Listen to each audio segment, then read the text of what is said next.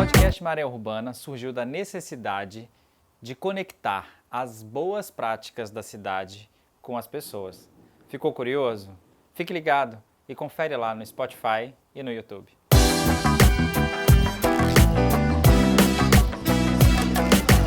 Maré. Neste quarto episódio, vamos conversar sobre assuntos que atingem a todos que vivem nos centros urbanos brasileiros. Hoje vamos falar sobre como lidamos com o meio ambiente com o tema Cadê o ambiente que estava no meio? Para conversar com a gente, convidamos o professor, jornalista, ambientalista e mestre em meio ambiente e desenvolvimento regional, Hélio de Castro Paulino. Hélio, obrigado por participar com a gente nessa conversa. Como você tem atuado junto às questões ambientais? Bom, pessoal, bom dia, boa tarde. Eu atuo aqui, obviamente, além nas salas de aulas, né, na questão dos recursos hídricos, né, questão de garantir água, garantir oferta de água para desenvolvimento, para manutenção da biodiversidade e, obviamente, para abastecimento das cidades. Então, nos comitês de bacias hidrográficas, que são entidades, são instituições que foram criadas a partir de um grande movimento brasileiro e, no nosso caso, espelhado num movimento que aconteceu na Europa, notadamente na França, né, e que nós construímos uma metodologia baseada na metodologia francesa para que a gente pudesse discutir, fazer a gestão e a governança das águas dentro desse quadro. Então, a água, todos nós sabemos a importância dela, né? Não só para a dessedentação da sede, né? Mas para garantir, como disse, desenvolvimento. E como que lidar com essas problemáticas ambientais hoje, na sua opinião, na cidade? As nossas cidades, elas são um exemplo eficiente de mudanças, de alterações antrópicas, né? Havia um tempo em que o belo das cidades, da nossa cidade, a Terceira Ponte, são as intervenções que o homem fez. A Esplanada Capixaba, que foi aterrada, né? As grandes áreas aterradas. Então, nós passamos a ter como referência as intervenções. Aqui no nosso estado, a gente comemora 23 de maio, dia da colonização do solo do Espírito Santense. O que é colonizar? É derrubar, tirar, viabilizar processos de degradação. É óbvio que hoje nós estamos pagando esse preço. Esse foi o modelo que nós escolhemos, esse modelo que nós impusemos, que era de aterrar na Praia do Canto, de aterrar na área de São Pedro, do lado oeste da ilha, construção de pontes, enfim, essas intervenções são as intervenções que a gente entendia que era o progresso. Só que hoje nós estamos colhendo os resultados disso, né? Nós sabemos que onde você retira o mangue e constrói uma ponte ou constrói um prédio, edifica às vezes até uma própria escola, né? Você está alterando aquele ecossistema local. E na questão da água, a conta vem imediata, né? Você retira os espaços que são fundamentais para a produção de água, né?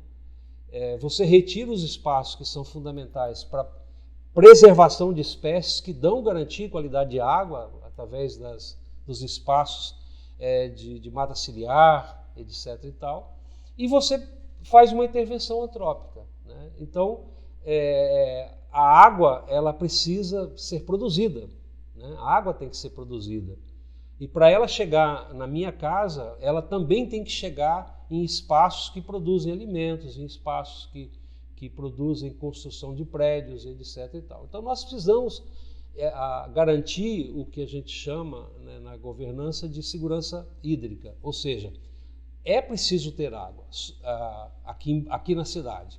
A nossa cidade é uma cidade bela, né? Ela tem um entorno, a geografia beneficiou Vitória, né? Mas o que Vitória produz, né? O que Vitória externaliza? Então, as cidades, Vitória não tem espaço para produção agrícola, né? A gente produz serviços. Vitória não... As águas que nascem no costão, no maciço central, elas estão todas poluídas ou foram aterradas, né? Então, a nossa cidade, ela produz o quê? Produz concreto, produz ruas, ela produz extinção de área de manguezal, né? Então, como aí o exercício que precisamos fazer é esse, como renaturalizar Vitória.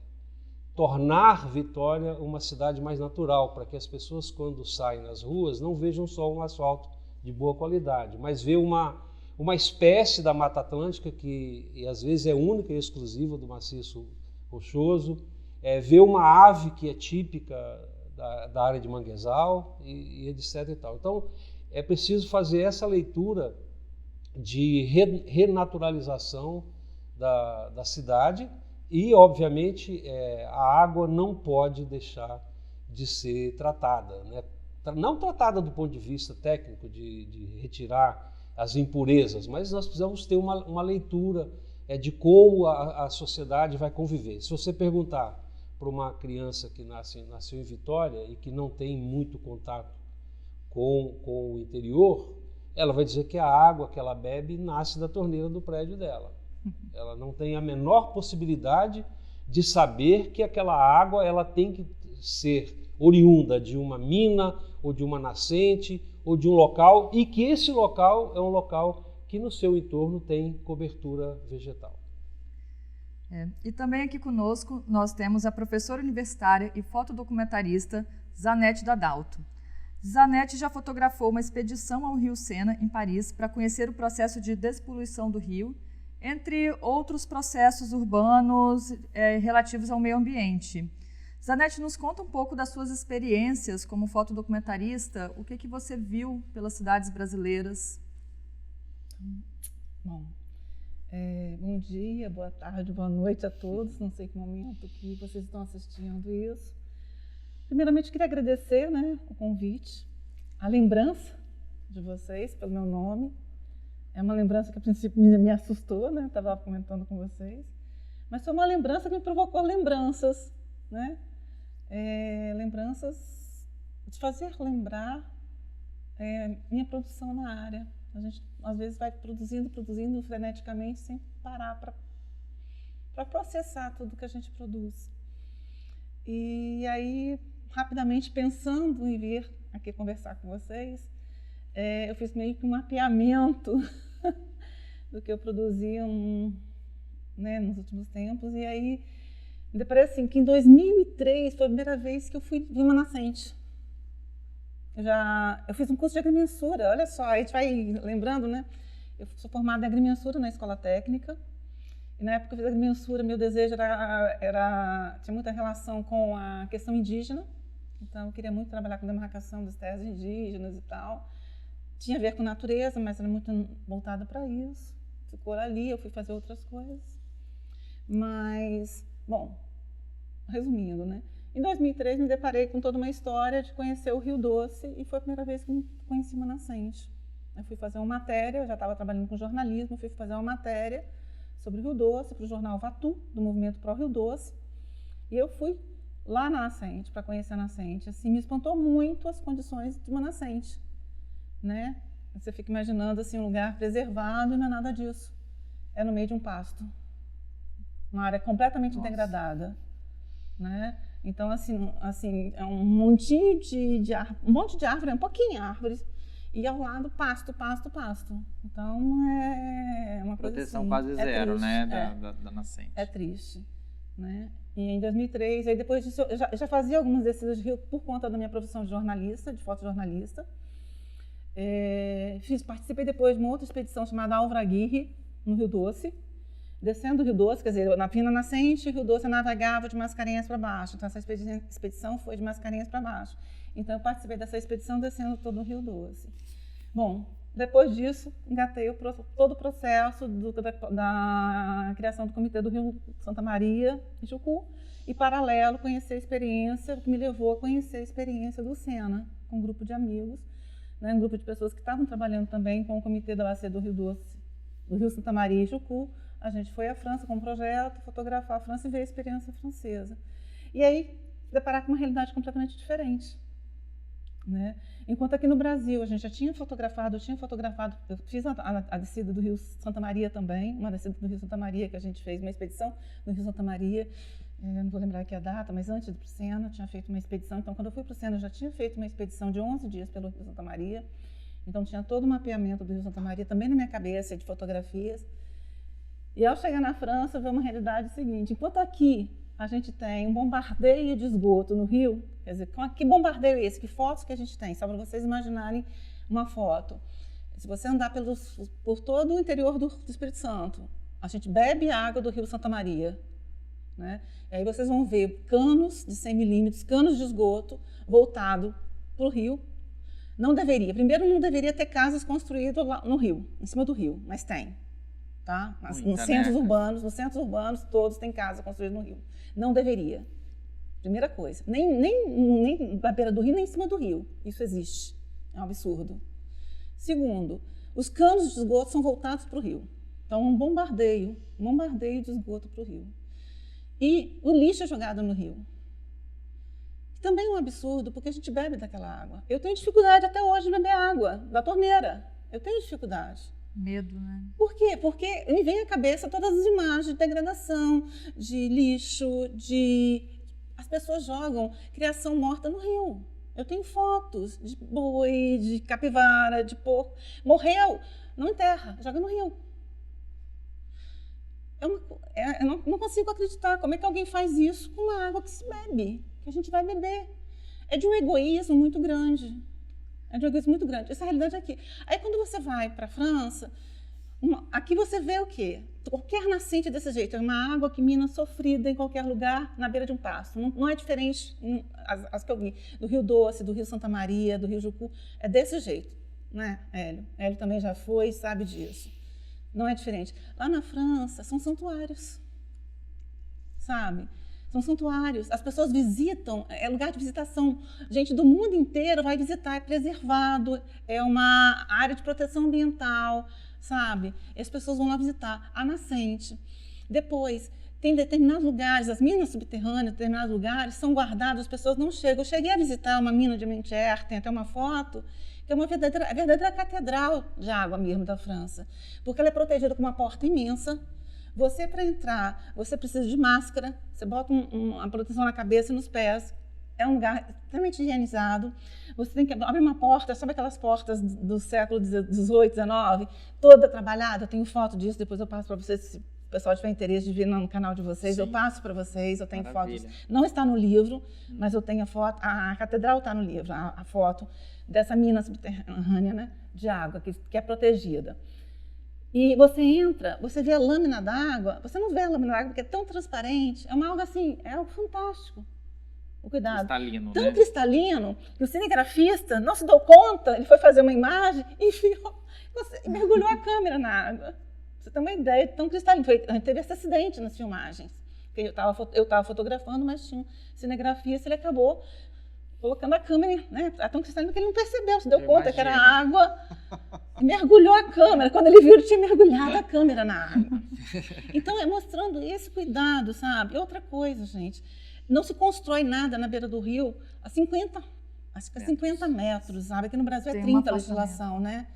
Aqui é 50 e mesmo metros. assim não é cumprido, né? Esses 30. Não é cumprido. Na França, outra coisa. Como eles têm importância da água, acho que, se não me engano, as nascentes e tal, quem controla é Paris, é a França, é o centro, porque depende, sabe, da importância da água. Tá? Tem uma legislação que funciona. Quem polui paga para aqueles que precisam da água. Não, para aqueles que produzem água. Entendi. Sim. Então, quem consome e polui, paga para quem produz.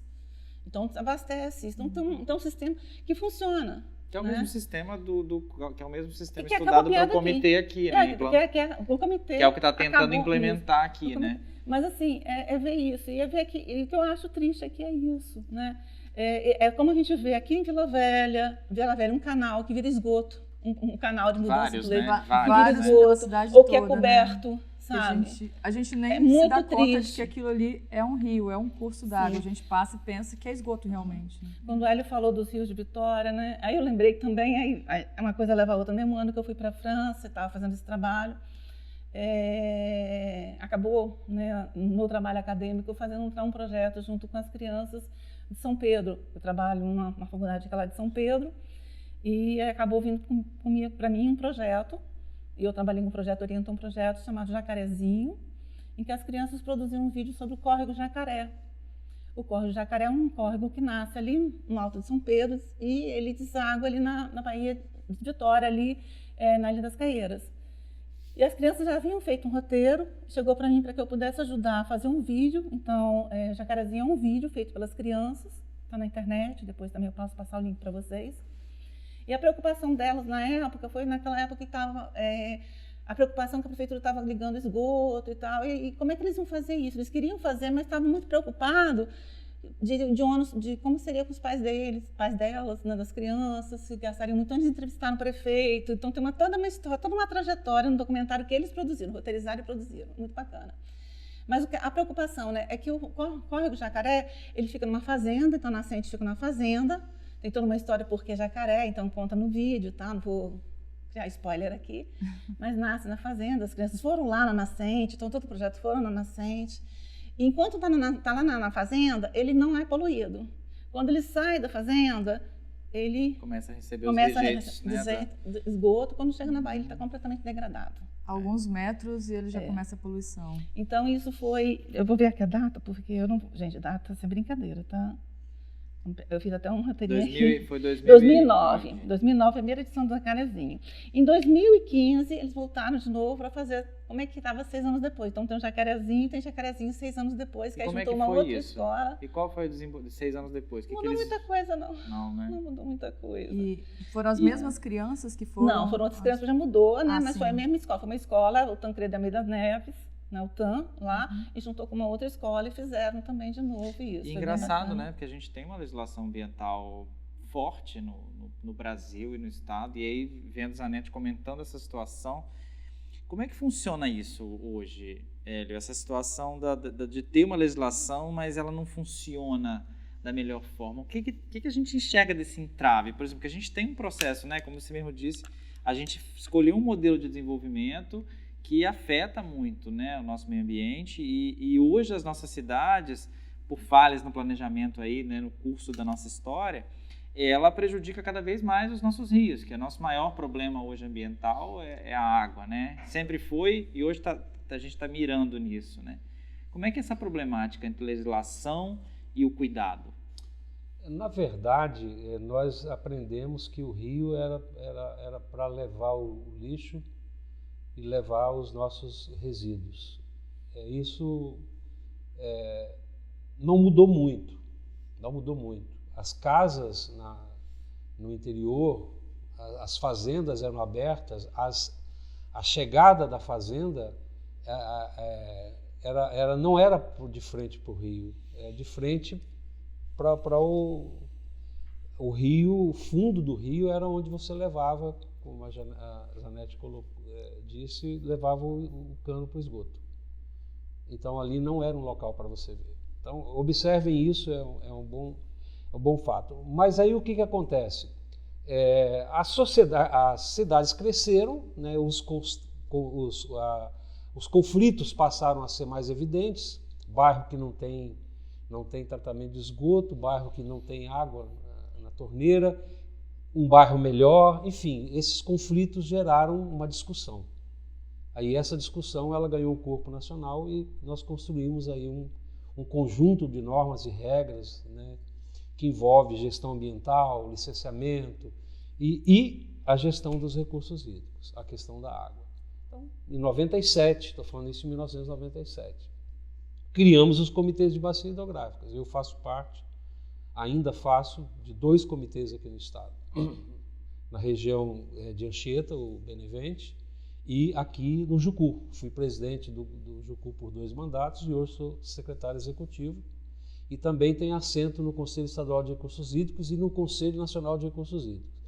Essa discussão ela começou a ser travada em 97. Fizemos a legislação, mas a legislação permitiu criar os comitês e ela disse que para o comitê funcionar, o comitê precisa de instrumentos para ele agir. E entre esses instrumentos, tem um instrumento chamado cobrança pelo uso da água. Como é que você vai recuperar um rio, né? A Patrícia leu aqui no início, no texto, que as condições dos nossos rios... Priscila, desculpa. As condições dos nossos rios, o diagnóstico curto e grosso é o seguinte: contaminação por poluição doméstica e industrial e assoreamento. Essa é a doença dos rios capixabas e dos rios brasileiros. Qualquer rio capixaba, dependendo do local, né? Um rio você tem no alto, médio e baixo. O rio no alto tem menos água e melhor qualidade. No meio, mais ou menos, e aqui embaixo é o depositário de todos os problemas que tem. Olha o Rio Doce lá em Linhares. Na Foz já está totalmente estragado. Enfim, então, assim, nós não conseguimos viabilizar a implantação da cobrança porque há um conceito difícil de discutir, que uma pessoa diz para você que a água é um bem de Deus e que ela não vai acabar nunca. E aí, como é que você vai convencer esse cidadão, mesmo que ele tendo conflito? O nosso Estado é um Estado que registra conflitos pelo uso da água, conflitos sérios. Eu vou dar um dado aqui, posso estar enganado, mas em 2016, 2015, nós tivemos um período de seca severa. 2015, 2016, nós chegamos a perder quase 70% da produção agrícola, né? E o Espírito Santo usa muito a irrigação. Nós somos talvez o segundo estado que usa mais irrigação no Brasil. Lá, em algumas regiões, alguns municípios, nós tivemos aqui no estado 7 homicídios. E qual é a causa? Eu preciso da água da represa. Não solta, a água é minha. Mas a água ela é de domínio público, ela não tem proprietário. O Brasil não se permite ter propriedade privada da água. Ela é de domínio público. Mas aí o cidadão tem aquele conceito que a nascente está na propriedade dele, ele fez a represa e ele não vai soltar água para quem está jusante. E aí o cidadão foi lá, e deu um tiro nele. Então nós temos conflito aqui no estado. Nosso estado é pequeno, né? Nós temos 460 quilômetros de norte a sul, do Rio até na divisa da Bahia, mas nós temos do Rio Doce para cima, nós já estamos com condições de climatologia de semiárido. Nós estamos em condições de semiárido. O que é o clima semiárido? Então você já tem espécies, você tem um ritmo de chuva, um ritmo de chuva, o ciclo de chuva já não é como era, né, na época que tinha cobertura vegetal na região norte do estado.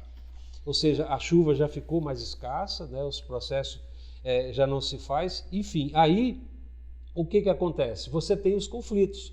E essa área que eu estou citando aqui é uma área que já faz parte da Sudene. Esses municípios aqui, já tem 26 municípios, se não estou equivocado, que já fazem parte da Sudene. Então, a gestão, Otávio, ela agarra na ausência de recurso. E o Estado, o poder público, seja ele município, ou seja ele o Estado, seja ele a União, ele surfa na onda. Enquanto está faltando água, mas num determinado momento a água volta a ter, tem hora que, e aqui no nosso estado é assim, né? Agora ou falta ou vem em excesso.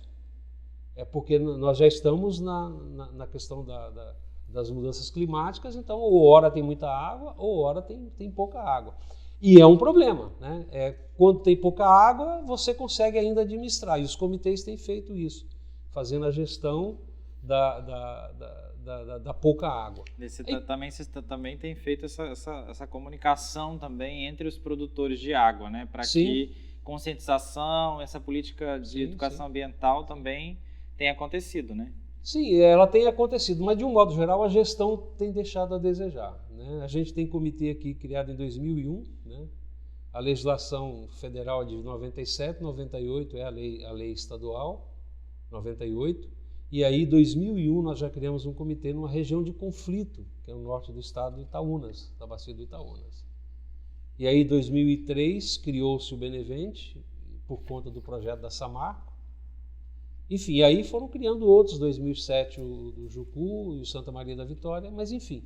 Então, é o seguinte, nós não avançamos muito, a gente tem 2 décadas aí eu diria que de atraso, né? Porque os nossos rios de 2 décadas atrás estavam em melhores condições do que estão hoje. Falo isso e sustento isso em qualquer debate. A condição do Jucu, que é responsável por abastecer a ilha de Vitória, nós aqui na ilha nós bebemos água do Jucu. A região continental bebe água do Santa Maria da Vitória. Né? Então, você vê, Vitória não tem nem água para beber. Nós não temos água para beber. Se tivéssemos um conflito aí com os municípios que compõem a bacia do Jucu, a gente ia ter problema de abastecimento. A gente não tem água para beber. O água daqui vem da bacia do Jucu. Mas, enfim, os nossos rios... Mas é uma conclusão também que a gente precisa entender que as cidades todas, né, dependem de tudo isso. Né? Os nossos centros urbanos têm uma distribuição de água tratada vinda desses rios, mas, ao mesmo tempo, se você não os protege, as cidades ficam sem água. Ou seja, o problema não só... a problemática da poluição do rio na cidade não é só um problema. Não é só isso, não. Voltando à questão das nascentes, que eu acho que é extremamente importante. Para quem já visitou uma nascente, é uma mina de água sofrida, né? Que nasce ali. E são pequenas, são essas que engrossam o rio. Exatamente. Se uma nascente vai se secando, a outra nascente vai secando, o rio seca. Exatamente. Então, toda e qualquer nascente é importante para ser preservada. É isso que tem que ser conscientizado. Sabe? O rio aqui embaixo, ele cresce, ele está grande, porque são várias pequenas nascentes de bacias e microbacias. Sim. E essas pessoas, esses proprietários de nascentes, de certa forma, eles têm que ter uma forma, né? Recursos de preservar e, de certa forma, de serem conscientizados e serem ajudados a preservar isso de alguma forma. Eu acho que a questão passa por aí. Porque a água brota, a água nasce, e ela é preservada. Se você preservar o lugar de nascente, a água é preservada e a gente vai ter uma água de qualidade aqui embaixo. E é lógico, as pessoas que estão no leito desse rio se conscientizando que aquilo ali é a água que ela bebe. E a água que ela bebe, ela vai sujar, ela vai jogar lixo, ela vai jogar o que ela faz no banheiro na água. Verdade. Pensa nisso na hora que você vai no banheiro. Você vai jogar o que você faz no banheiro na água que você vai beber? Eu acho que o homem é o único animal... Absurdo isso. Que suja a própria água que bebe. Que suja a água que bebe. Que joga seus restos na água que ele bebe. Pois até o gato cava em terra, né? Gente, é algo assustador. É muito triste ver isso. Por isso que eu falo que, assim, toda vez que eu abro a torneira, depois dessa experiência toda, né, de anos vendo isso e das fotos que eu tenho, toda vez que eu abro a torneira para fazer uma comida, eu penso, assim, não sei, vem na minha cabeça meio uma coisa do filme do Jorge Furtado, aquele Ilha das Flores. Sim. Lembro. Quem viu Ilha das Flores? Aquele passa na minha cabeça, mas não com tomate, passa a trajetória da água, né? Então, aconselho quem não viu Ilha das Flores, não a trajetória do tomate, onde passou o tomate, mas por onde passou aquela água. Então, vem na minha cabeça, sabe? Porque a água foi extremamente suja, degradada, sabe? E depois ela teve que passar por um grande tratamento para chegar na minha torneira. Sim. Olha o custo, né? Olha o custo disso para que isso aconteça. O custo disso tudo, e ela não chega ali 100%, porque por mais que você... Por exemplo, na França, teve um outro problema, assim, uma pesquisa que eu tive na França, por mais... A última vez que eu estive lá, né, já tem tempo, eles estavam pesquisando, por mais que eles tirassem todos os dejetos, os poluentes da água, eles não estavam conseguindo tirar o hormônio da água. Nossa, tá? hormônio. Então, existem partículas que eles não conseguem tirar da água. E que é complicado, entendeu? Então, a gente tem que tomar muito cuidado com a água que a gente toma e preservar essa água, porque ela não vai durar a vida toda. Como não está durando, como tem lugares no mundo que não tem água, como aqui no Brasil já tem. Há um tempo atrás, havia uma ideia de que seca era só no Nordeste. E a gente já viu aqui que seca já não é mais só no Nordeste.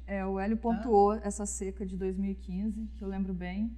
E nesse período eu até fiz um trabalho de captação de água de chuva num dos morros de Vitória, porque estava faltando. Era na comunidade do Jaburu. Nós fizemos um projeto social em captar a água do centro comunitário para regar as plantas que tinham e também para limpeza de escadarias, para poder as pessoas preservarem o pouco de água que chegasse para usos mais nobres, né, para beber e tudo mais. E aí você falou, há 20 anos atrás os rios estavam em melhores condições aqui. Aí juntando com o que a Zanetti falou também sobre o que você viu na França, bom, eu penso que a gente não está atrasado 20 anos, a gente está atrasado, na verdade, alguns séculos em educação ambiental, né? Das pessoas entenderem o valor da água. Isso porque, assim, até pouco tempo as pessoas acreditavam que poluição era uma coisa natural do progresso. E hoje, algum grupo, algumas pessoas, nós aqui, algumas outras pessoas, têm consciência de que isso é um equívoco. Mas a nossa educação ambiental ainda não chegou lá na frente, mas né? que progresso é esse que destrói? Isso não é progresso. Sim. Mas tinha-se, né? Tinha-se a consciência de um progresso, né? Da indústria, é aquela coisa, né? O rio é o que serve para quê? Para levar o rejeito, levar o lixo. Então, é essa a ideia, né, do progresso, de você concretar um rio, de você afunilar um rio, de você passar uma rua por cima do rio. Gente, olha só que é outra coisa, que a pessoa quando vai construir qualquer coisa, a primeira coisa que ela faz, ela desmata tudo. Quer dizer, não tenta pensar em como construir com aquele ambiente, naquele ambiente. A gente vê isso em qualquer lugar que a pessoa... Né, é absurdo essa cultura de que tem que desmatar para depois fazer de novo, construir de novo. A gente vê isso em todo momento, a gente vê o que está acontecendo na Amazônia. Não tem essa cultura sustentável, que se pode trabalhar junto com o ambiente. Mas você acha que tem uma forma da gente levar a educação ambiental que as pessoas vão conseguir entender que a água é preciosa? Tipo, esse seu trabalho com as crianças, você vê frutos nisso? Eu penso em projetos e tal, não sei a fórmula também, quem dera, tem tanta gente que estuda, eu não tenho fórmulas. Eu acho que não é só informação. Informação não leva a essa mudança, não é só, porque mais informação que todo mundo tem, isso que eu estou falando aqui não é novidade, todo mundo sabe. Não vê, é só né? informação. Enxerga, né? A pessoa enxerga. Todo mundo sabe disso, todo mundo vê foto, todo mundo todo dia. A gente tem que buscar um caminho, acho que, né, tem que buscar um caminho que a informação leva a mudança de comportamento. As pessoas têm que mudar um comportamento, têm que mudar essa cultura. Eu acho assim, né, porque é algo que até me revolta, é revoltante mesmo quando você fala uma coisa assim. Quer dizer, você está fotografando um lugar, aí você está fotografando bonito. Estou na região de Sumidouro, como fiz muito ali na região de Santa Maria. Está fotografando ali, daí a pouquinho uma casa, uma região super bonita e tal, rio, pedra, região de Sumidouro, aí tem uma casinha no alto do morro ali. Aí você vê o quê? Uma sacola plástica cheia de lixo voando para o rio. Cansei de fotografar isso. Gente, é algo assim, né? Complicado. Inacreditável. É algo que precisa... Pode falar. Tem uma situação que é o seguinte: nós achamos que o ambiente é nosso, mas que nós não somos parte dele. O que é o ambiente? O que é o capital natural? Já que as pessoas falam muito em economia, o capital natural é o que a terra tem e o que, através desses recursos, você possibilita manter a geração de atividades. O que nós fazemos no planeta, aí estou tendo uma visão de ecologia, a terra é isso, é o ar, é a água, é o solo, isso é a terra. Os recursos estão aqui. O que nós entramos?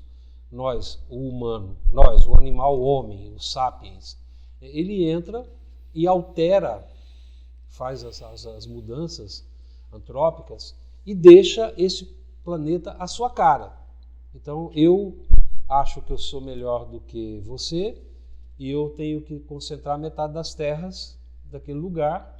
E aí eu desenvolvo tudo aquilo para o meu bel prazer, para me acumular mais benefícios. Então a Vale, por exemplo, acha que ela tem que ser dona de todas as minas que tem em Minas Gerais e tem que explorar do jeito que ela... Então, percebe?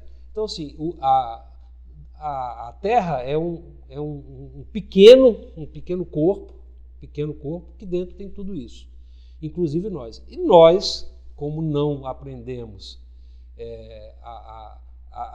não crescemos com essa visão, nós crescemos com a visão de cresça e multiplique, né?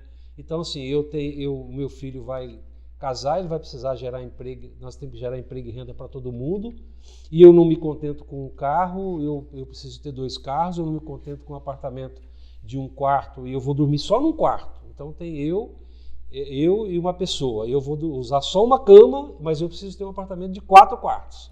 Eu vou usar só um carro, mas eu preciso ter 5 carros. Então, assim, essa visão é que nós precisamos, a educação ambiental precisa trabalhar. O limite do planeta em produzir e manter através do capital natural, porque nesse capital natural tem coisas que não se renovam. Existem coisas que não renovam. Tem ferro aqui que a gente vai ter que encontrar substituto dele, porque as minas elas vão exaurir, né? A água, por exemplo, a gente consegue tratá-la. Mas se você pegar uma mesma água num processo industrial e passá-la mais de 5 vezes, ela perde a capacidade mineral que ela tem, e aí ela não vai dar um produto de qualidade. Então, assim, a gente precisa o que eu falei no início, nós precisamos de construir, renaturalizar as nossas cidades. Nós precisamos de ter vegetação, mas não é uma planta exótica, nós precisamos ter a vegetação do lugar, para que você possa ter o animal do lugar, para ter a ave do lugar, para que a gente tenha aquela água com aquelas características. Você, por exemplo, nós temos um litoral, o Espírito Santo tem um litoral piscoso, né? Muito embora a gente saiba que o estoque pesqueiro está em queda. Tem determinada espécie que você não acha em todo o local do litoral. Ela é mais característica num local. Por quê? Porque ali tem condições de solo, condições de cobertura vegetal, para que ele possa desenvolver, criar e procriar naquele exato local. Assim como animais. Você não vai encontrar onça parda em todo local. Muito embora o desequilíbrio faz com que os animais andem muito, né? Por exemplo, tem um animal que hoje uma ave que a gente acha aqui no Espírito Santo, que é a siriema. Mas a siriema é um animal de campos, do cerrado, é uma ave de campo do cerrado. Por que ela correu para cá? Porque lá virou tudo plantio de soja. Tem trator, tem máquina, e para ela não morrer, aí ir para cá, como está em processo de semi-aridez, né? Você está tendo mais campos, aí elas vão encontrando condição de sobreviver em qualquer lugar. Então é mais ou menos isso. Eu acho assim que as nossas cidades elas precisam voltar a ter as suas condições naturais. E isso vai ter que passar. Eu não sei, um dia, um amigo meu falou assim, vai ser um dia que alguém vai defender que você tem que derrubar o prédio que faz sombra na praia. Por que um prédio é mais bonito do que uma restinga? Onde nós aprendemos isso? Que você tem que retirar a restinga, você tem que destruir o seu espaço de praia para abrir caminho para a erosão marinha, e faz um baita de um prédio e põe 30 pessoas morando ali, e faz sombra na praia que 2.000 pessoas usavam. Isso não é racional. Então, assim, o nosso modelo de ocupação do espaço, ele precisa ser revisto. A gente não pode imaginar que isso vai terminar em bom termo. Vou aproveitar esse gancho, porque tem um antropólogo chamado Maurício Waldman, que no livro Meio Ambiente e Antropologia, ele fala uma frase muito interessante, exatamente sobre essa consciência, né?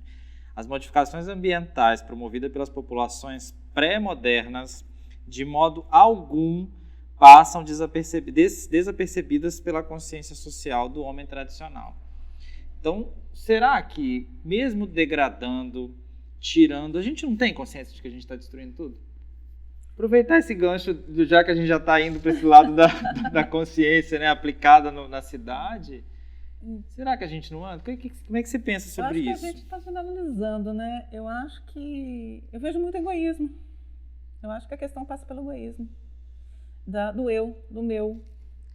E entra também o processo do capital, né? Do capital, da mas é mais construção de enriquecimento, mas o capital é muito egoísta. Sim. O capital é muito egoísta. O O capital humano, pensa né? o meu. O resto é o resto. Uhum. Então, o capital é muito egoísta mesmo, é desse jeito, entendeu? Uhum. De não se pensar, porque se pensasse no coletivo, Boa parte seria disso. diferente, boa parte disso teria sido solucionado. Eu vejo que cada um que está atrás de uma empresa ou não, quem está atrás apenas da sua casa também está sempre pensando no seu, né? E eu vejo... Na assim, política também, É, né? na política, pensando em ser reeleito, e não pensa no todo, em que precisa pensar em todos para poder continuar a sua vida, né? E esse momento pandêmico fez a gente refletir muito nisso. Esse momento pandêmico levou a gente a essa reflexão. Acho que deu uma parada nesse ritmo frenético que a gente está para a gente refletir. Acho que vale a pena a gente pensar só na gente, vai levar a gente pensar só na gente mesmo. Vai levar a gente aonde? A gente tem que pensar no coletivo. Sim. Porque senão a gente não vai chegar a lugar nenhum. É verdade. E é muito engraçado, né? A gente começa a entender que a cidade complexa, né? Todos nós vivemos no meio urbano, a cidade é complexa, a gente tem todas essas interferências ambientais, né? A gente já percebe que o inverno não é inverno, né? Em várias cidades do Brasil que você tinha 30, 40 dias de inverno rigoroso, hoje você tem uma semana e olhe lá. Então a gente tem as situações das mudanças climáticas, mas estar numa cidade onde todos os materiais são voltados para esse superaquecimento, né? Aproveitando essa situação da insolação grande, a gente tem esse processo e aí você tem um rio que está degradado porque uma casa está em cima. A gente não tem as matas ciliares preservadas, a gente tem os morros Gente, no ocupados. Espírito Santo, nós temos uma cidade que tem uma praça em cima do rio. Qual E cidade é essa, alaga. tá? E toda vez que chove, alaga, gente, porque o leito do rio, você tem que ter espaço, porque a natureza, quando chove, alaga. Exato. Aí se reclama de alagamento, mas é óbvio que vai alagar Não, se fala você mal. constrói em cima do rio. Fala mal da prefeitura, que a prefeitura não faz. Você sabe qual é. Na Qual verdade, cidade é essa? Pode ser. Qual que é essa cidade? Vamos citar. na Santa verdade, Maria de a Santa calha Maria do de rio, ela, o Santa que Maria se de chama de Santa Maria mata de Itibá. ciliar, é justamente a área de proteção da água. Tem um espaço da água. As pessoas às vezes não entendem, né? A gente vive uma época de negacionismo, né? Mas, por exemplo, ante ao não entender, as pessoas optam por negar. Então é o seguinte, a movimentação, por que a maré sobe, a maré baixa? Porque a Terra está em movimento, a Terra não é plana, né? Ela está em constante movimento. Então, tudo aqui tem que estar em movimento, porque se não ficar movimentado, vai, como meu avô dizia, vai dar bicho. Então, pega um copo de água, deixa ele parado, o que vai acontecer daí 30 dias, 60 dias? Então, assim, tudo tem que estar em movimento, tudo tem que estar em movimento, andando, né, circulando, para que possa a vida ser feita, né? Então, a mata ciliar é fundamental, porque naquele espaço significa que o rio ele não tem uma única vazão. Agora, por exemplo, vazão baixa, e tem notícia ruim aí. A gente vai atravessar um período de crise, de escassez hídrica, maior do que de 2015-16. Hoje, por exemplo, a vazão do Santa Maria da Vitória está encostando na vazão crítica, que é um pouco abaixo de 3 mil litros por segundo, tá em 6 mil e poucos. Hoje a vazão do Santa Maria da Vitória. Do Jucu, a vazão hoje está, parece que em 12 mil, para uma vazão crítica. Vazão crítica é o que? É o seguinte, se no caso do Jucu, se ela chegar em 5 mil litros por segundo, que é a vazão crítica, só a Cesan tem outorga para captar 4 mil. Então ela vai tirar a água toda do rio, obviamente vai faltar água para outros usos, né? Então os nossos rios tem momento que ele está com vazão baixa, agora está na vazão baixa. E aí, quando vê a vazão cheia, tem que ter um espaço para seguir. Só que nós fizemos a cidade dentro dos rios. Olha os casos emblemáticos aqui de Alfredo Chaves, no Benevente, como é o nome Iconha. Iconha. Olha o caso emblemático Santa de Leopoldina, Iconha. Santa Maria de Jetibá. Olha Santa Leopoldina. Santa Maria de Jetibá. Olha aí, Rio Bananal. A gente tem vários casos aqui que são emblemáticos. Se você contar, eu já fiz até um desafio em debates aí, o seguinte: bote no papel quanto de dinheiro público já foi consumido por Iconha para resolver aquela situação do rio Iconha. já daria para ter tirado todas as pessoas da margem e assentado num outro local. Alfredo Chaves, da mesma forma. O prédio da Câmara Municipal de Alfredo Chaves é quase dentro do rio. É quase dentro do rio, da Câmara Municipal. Quem conhece Alfredo Chaves, passa naquela rua principal, acho que Presidente Vargas, a água subiu 5 metros ali. Inundou praticamente toda a cidade. E aí acalma, todo mundo reclama, o Estado vai lá, normalmente os governadores vão de helicóptero, sobrevoa, registra o problema, anuncia recursos e retoma. Aí vem a próxima chuva, aí todo mundo fica nervoso e agora aí vem mais uma chuva, faz o mesmo processo. O governador vai lá de helicóptero, anuncia o recurso, libera, compra novos móveis, e parece que até que é um ciclo vicioso para manter isso. Então faça a conta de quanto já consumiu de recursos públicos. Será que já não dava para tentar retirar as pessoas desse local e reconstituir parte, aquele que eu disse, renaturalizar as cidades? Sim. Então, assim, Coreia do Sul fez isso. Outros países demoliu também. Prédios, tirou viadutos. Tirou avenidas imensas. E reconstituiu a cidade. Pudesse. Então, assim, Sim. da mesma forma que a gente encaixotou os nossos rios, e nesse ponto São Paulo é que ensinou para o Brasil isso, né?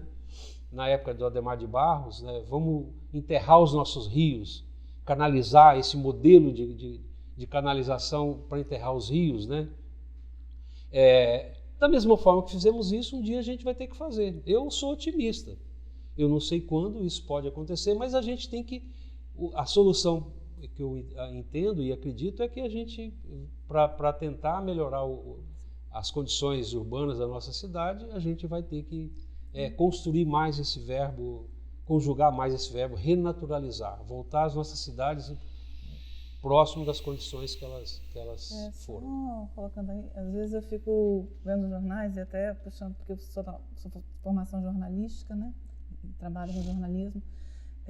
Às vezes eu fico vendo quando tem enchente, e aí fico vendo as matérias e fico vendo as imagens. Vamos pensar nas imagens. Pensem nas imagens quando vocês estão vendo ali que a enchente levou parte da casa de alguém. A última imagem que eu vi nos últimos tempos, aí a enchente levou, aí filmando a cozinha da casa da mulher, aí filma a cozinha, você vê na cozinha embaixo o que é o rio. A casa da mulher estava construída em cima do rio. Exatamente. A casa não é o rio que estava errado. A casa da mulher nunca era para estar Aquela ali. casa estava no local errado. Como é que se deixou construir aquela casa ali? Como é que a prefeitura deixou construir aquela casa? Nunca era para estar ali. Aquele acidente não era para ter acontecido. O problema não foi o rio. O problema é que não era... Quer dizer, houve toda uma falha aí dos órgãos públicos de deixar construir em cima do rio, né? Que não era para acontecer. Uhum. Então, aí a questão que a gente está falando aqui das cidades, dos rios e tal, tem uma série de ações que devem ser feitas para não se deixar construir no meio do rio. Você não vai ter problemas, você não vai ter gente desabrigada, sabe? Você vai ter preservação de água. Então, é tanta coisa a se observar, toda coisa que não é novo. Hélio está aí no comitê, eu também estou no comitê há anos que eu estou fazendo fotos, falando sobre isso. Quer dizer, desmatamento do topo do morro, assoreamento, todas isso a gente fala e faz e fala. Quer dizer, e as pessoas continuam sofrendo da mesma forma. Mas, né? de certa forma, o que acontece, que eu vejo aqui no Brasil, falar de meio ambiente não dá ibope. Não dá ibope. Auxiliar o meio ambiente tira o seu ibope. Não dá. Inclusive. Ambientalista, sabe, é praga. Na verdade, gente, as pessoas sabe, incriminam, né? Ser ambientalista para algumas categorias, para algumas pessoas não é um tipo de uma categoria interessante. Eu queria falar categoria, mas não um tipo de atitude bem vista para determinadas pessoas. Eu não estou querendo citar nome da eu não gosto de ficar citando nomes. Eu acho que as pessoas procurem pesquisa, vocês vão achar fácil. Não estou aqui para citar nomes, eu não sou de ficar, né, falando nisso. Mas observar isso. Ser ambientalista no Brasil não é fácil. Tá? Ser ambientalista no Brasil é perigoso. Não é à toa que grandes ambientalistas são mortos, são ameaçados de morte. Aqui no estado mesmo a gente tem vários exemplos, Tá? O nome de um parque, inclusive. Tem até o nome de um parque, não vamos citar nomes, né? acho que é legal de provocar as pessoas a pesquisarem, eu gosto disso, de provocar as pessoas a pesquisarem. Você tem um nome, não? Você tem um filme do Jorge Furtado, Ele das Flores, mas eu acho assim, aqui tem um parque que tem o nome de um ambientalista que foi morto. Então, ser ambientalista não é fácil. É uma luta quase inglória, é uma luta inglória mesmo, porque você é ameaçado, você é escorraçado, você não é valorizado. E a gente está sempre falando. Gente, não, porque eu não sou ambientalista, eu só tento registrar. Mas são pessoas que eu admiro muito, porque estão tentando mostrar para o povo, de uma maneira geral, que o que nós temos na natureza não está para ficar ali toda, não. Que a água um dia vai acabar. Sim. Sabe? Que a gente vai estar perdendo muita coisa. Sabe? Isso é um fato. É isso aí. Bom, eu acho que um pouco é isso, gente. Sabe? A gente tem que mudar um pouco a cultura. Precisamos, é urgente. Verdade. É urgente. Bom, parabéns pela iniciativa. Aí, vou colocar só, né, desculpa estar falando, e parabéns pela iniciativa de vocês, porque eu acho que a gente precisa de espaços assim. Então, quanto mais espaços para se discutir, para falar sobre meio ambiente, para falar sobre meio ambiente, cidades, para discutir melhor, isso, né? Melhor. Isso aí. Sim. Então, eu acho que, apesar da gente ver que estamos caminhando até o momento para um nível de poluição, tanto dos cursos d'água quanto morros desmatados. Bom, eu pelo menos ainda tenho uma positividade de acreditar numa mudança, né? Acho que todos nós aqui somos, Sim, né? com certeza. Otimistas ainda, né? Eu vejo pelas falas de vocês que, assim, não é apenas educação ambiental, então. O que a gente precisa é mudar uma cultura, de fato, né? Lá na raiz, para quebrar aquela regra de que quem fala sobre meio ambiente, quem está ajudando, é o chato, que está indo contra a economia. Nossa, você foi pontual. Isso aí. Foi isso aí. pontual. Resumiu. É isso. Enfim, falar de meio ambiente, na verdade, é pensar em sobrevivência, né? É estar vivo amanhã. Amanhã, futuro, Estar vivo e estar bem, né? Estar vivo e estar bem. É evitar novas epidemias, como que a gente está vivendo. Pandemias, como que a gente está vivendo. E parar de dar as costas para os nossos cursos d'água, que, como você botou, né, na fazenda, você chegava e você estava lá de costas para o curso d'água. E isso acho que a gente reproduziu nas cidades, né? Veio do meio rural, quando a gente começou a construir cidade, foi a mesma coisa. De uma forma muito mais agressiva, né? Priscila? E as cidades acabaram sendo, assim, os cursos d'água acabaram sendo aquelas áreas degradadas que foram sendo ocupadas de forma irregular por quem não tinha terra, né, para ocupar, às vezes ocupava aquele ambiente. E os trazem morros, a todos mesma os problemas, coisa. O poder público deixou. O poder público, Fez vistas grossas. enfim, tampou os olhos. Tampou os olhos. Então, ainda tampa. ainda muito, tampa, né? então tem sua culpa. E ainda como... por cima das situações todas, né? Porque a gente tem essa legislação enorme, extensa, que garante uma proteção ampla, mas você vê que não existe uma efetividade, você não vê que elas não é executada de uma forma muito mais rígida, né? E não podemos dizer que é falta de verba, né? Porque todos os anos existe a enchente, existe os problemas climáticos e todos. Temos pensadores e profissionais e pesquisadores e gente muito qualificada que poderia dar um outro norte para as nossas cidades, mas infelizmente o interesse político não é esse. O interesse político, e eu vejo que o interesse da população economicamente ativa também, né? Que está por trás das ideias políticas. Então... Essa é uma situação interessante assim, da gente pensar. Mas vamos caminhar então para o final do nosso podcast. E a gente recebeu esses dois convidados incríveis. Muito obrigado. Deixo uma última reflexão para vocês, para a gente poder ainda discutir alguma situação. A gente começou a conversar da cidade, mas é inevitável a gente levar isso para o Rio, porque sem água a gente não tem nenhum tipo de vida, né? Nessa cidade tem rios, os rios estão na cidade, os rios passam pelas cidades. Eu acho que não tem como uma coisa não ter relação com a outra. Mas vocês acreditam numa mudança para o futuro? Vocês ainda estão otimistas? Claro, Pelo que eu vi, vocês estão. Sempre. Claro, sempre. Sempre. Né? É o que nos move. Se a gente não acreditasse, se a gente não tivesse esperança que a gente pode mudar... Eu estava escrevendo isso hoje de manhã, pediram para escrever uma frase. Eu coloquei exatamente isso. Se eu não acordasse todo dia de manhã achando que eu fosse mudar o mundo, eu nem levantava da cama.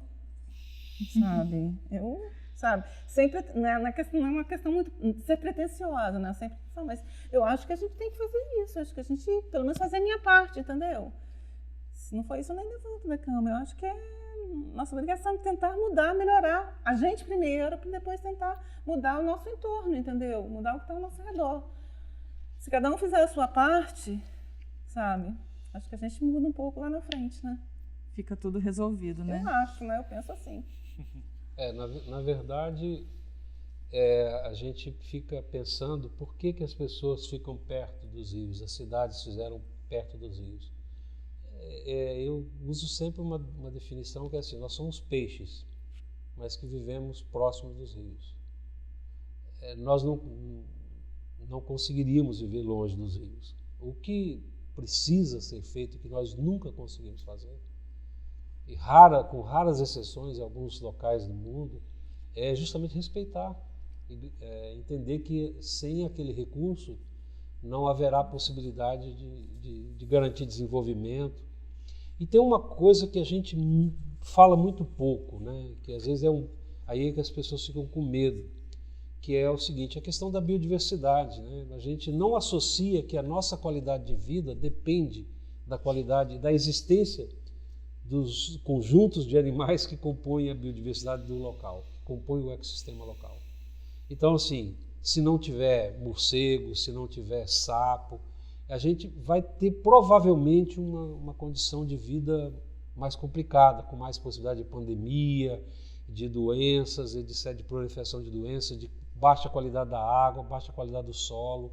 Então, assim, a gente precisa garantir água. E a legislação é clara: você tem que ter água para os usos múltiplos, mas também tem que ter água para garantir a biodiversidade. Não pode ter uma água inerte, sem nenhuma função, só para cenário paisagístico. Não, nós precisamos ter água para garantir a produção de alimento, que o próprio ecossistema se mantenha ali, que tenha animais, enfim, etc. e tal. Agora, isso é um processo que tem que ser construído. E demanda de mobilização nossa. O primeiro passo é a gente entender que tem que transformar, mas o segundo é que tem que somar, tem que trazer mais gente. Mas eu sou otimista e acho que o dia que perder o otimismo e a vida não tem mais sentido. Eu sou viciada em água. Acabou já com a aguinha aqui. Eu sou viciada, eu não vivo sem Mas água. parabéns pelo evento. Eu sou viciada. Que tenha mais sobre isso, né? Que esses espaços sejam ampliados e que a gente possa conseguir construir mais soldados para esse exército em defesa da natureza, né? Da natureza, sim, perfeito. Da nossa biodiversidade. Gente, obrigado vocês dois. O assunto de hoje é urgente, as ações são para ontem. Na verdade, são para anteontem as ações. Precisamos incentivar as construções com menos impacto. O crescimento das nossas cidades precisa ser pautado no meio ambiente em primeiro lugar. Depois, as ações de requalificação precisam acontecer com agilidade para que o nosso conforto e bem-estar dure por muito, muito mais tempo. E este foi o 4º episódio Maré Urbana. Muito obrigada a todos que estão nos acompanhando nesta temporada. E em breve espero termos muito mais, porque temos muitos assuntos ainda para tratar, para construir uma cidade com qualidade de vida para todos. Nos acompanhe nas redes sociais, curtam nosso Instagram, @maré_urbana, para saber os detalhes das próximas edições. Um abraço e até mais.